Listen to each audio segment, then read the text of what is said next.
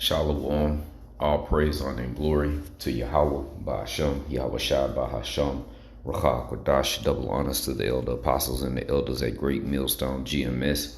Peace and blessings unto the elect. This is the brother Atazari from GMS Houston.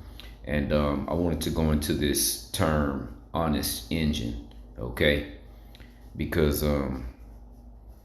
I was thinking about this the other day in derogatory terms that Esau Edom, the so-called white man, uses, okay, really as a slap in the face, you know, just another way to show us that in their eyes we're nothing more than bywords, okay? As a matter of fact, let's do this. We'll come back to Psalms. Byword reproach. Let's put this in Ecclesiasticus, of the book of Sirach. Let me see if this is it. No, that's not it. Salakia. Let me go back. Let me just put in byword. Okay, this is what I'm looking for. Deuteronomy 28:37. Let's go to this. All right, matter of fact, let's read 15 first.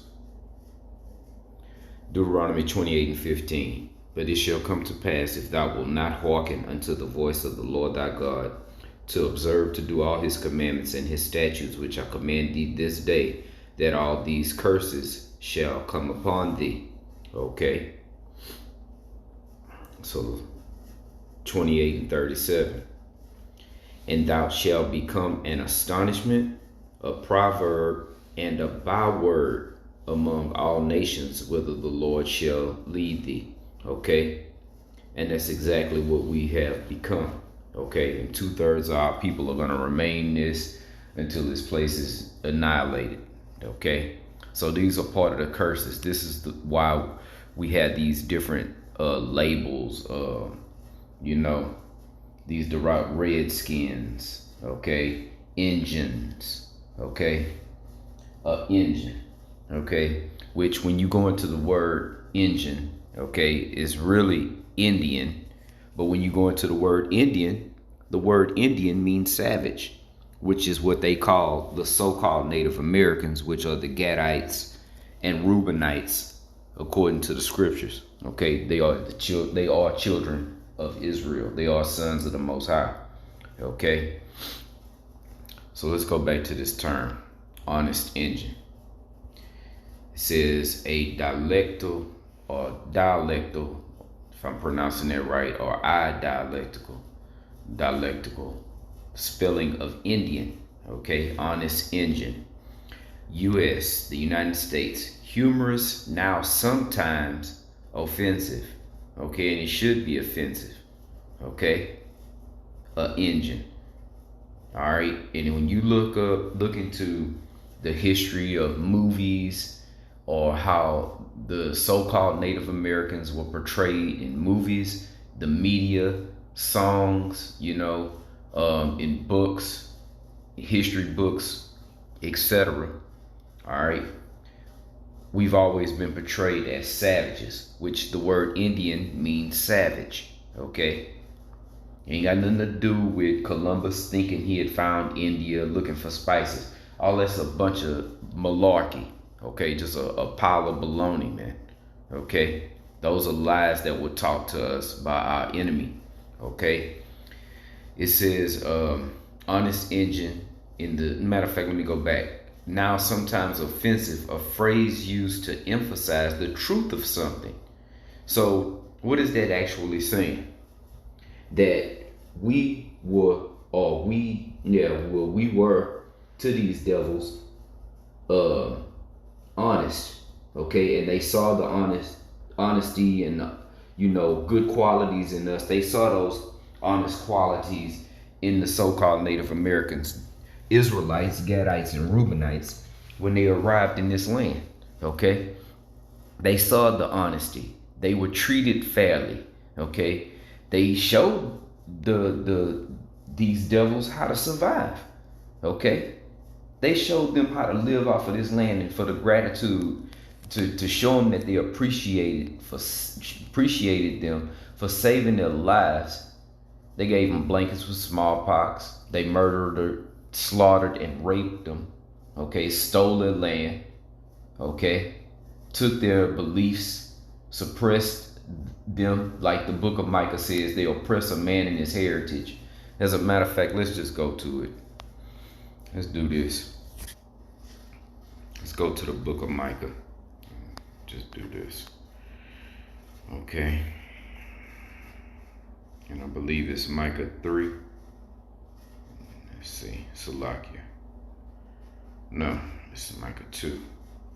2 and 1. Woe to them that devise iniquity and work evil upon their beds when the morning is light. They practice it because it is in the power of their hand. And they covet fields, America, and take them by violence, and houses, and take them away. So they oppress a man. And in this particular lesson, talking about the Gadites and the Reubenites, okay? It says, and they covet fields, the so-called Native Americans, okay? The Indians, the injuns, as they would like to say. And they covet fields and take them by violence, and houses, and take them away. So they oppress a man, okay? You're Indians, you're injuns, okay? You're savages, okay? You're not civilized. We're going to bring our beliefs here and make you civilized and take everything, all your resources, okay? And stick you on reservations. Honest Injun. And take them away. So they oppress a man, okay? Because when Columbus did come over here, he had a Hebrew interpreter upon his ship, okay? Why is that? To speak with Gad, okay? To speak with Reuben, okay? Because we spoke Hebrew. It says, and they covet fields and take them by violence, and houses, and take them away. So they oppress a man in his house, even a man in his heritage. The fact of knowing that we are the Hebrew Israelites, okay? Let's go back. U.S. humorous, now sometimes offensive, an honest person, okay? So they saw that we were honest and upright, okay? And dealt right, dealt fairly, okay? And they took full advantage of that, okay? They took full advantage of that. Oh, these people are going to be easy to conquer. They're trustworthy. They're compassionate, okay? And Esau Edom is the total opposite, okay? He's a bloodshedder. He's not satisfied with blood, okay? Look at his track record, okay? He is the border of wickedness. He is the wicked, okay? So they saw those honest qualities, and they took that and used and came up with this term to basically put a stamp on things, okay? Honest Injun, okay, is used, okay, to emphasize that someone is telling the truth, like how Jake liked to say, for real, not real talk.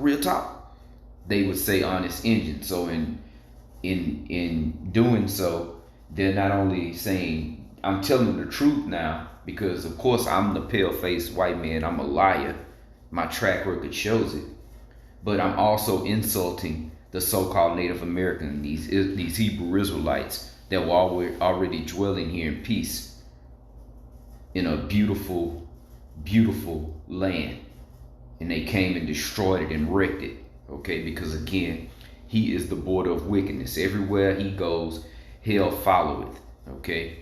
His desire, matter of fact, let's get that. Hell, desire, and death. Let's put that in and see what we come up with. Habakkuk 2 and 5. Yea, also because he transgressed by wine his philosophies. He is a proud man. Our president, Donald J. Trump, is the epitome of the Edomite. A proud man. Okay. Neither keep it at home. Okay. They can't just stay where they are. Okay. They got to go all over the world and conquer and steal people's resources and oppress people in their heritages and destroy them and rape and rob it. But, you know, let them tell it. We're the worst people on earth. Honest Injun. Boy, the joy of the hypocrite is but for a moment. Habakkuk 2:5. Yea, also because he transgressed by wine, he is a proud man, neither keep it at home, who enlarged his desire. He makes his desire. This is how he makes his desire larger. He enlarged his desire. Okay?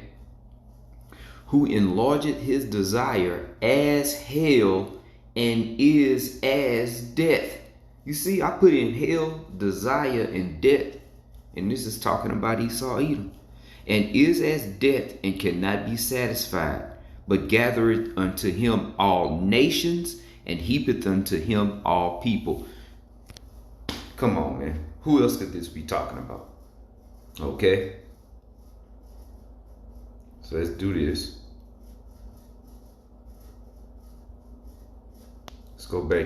Let's get one more scripture. Let's go to Psalms 55 and 20. Psalms 55 and 20. He put forth his hands against such as be at peace with him. When he came over here, he was treated right, fairly, justly, was shown how to live and survive.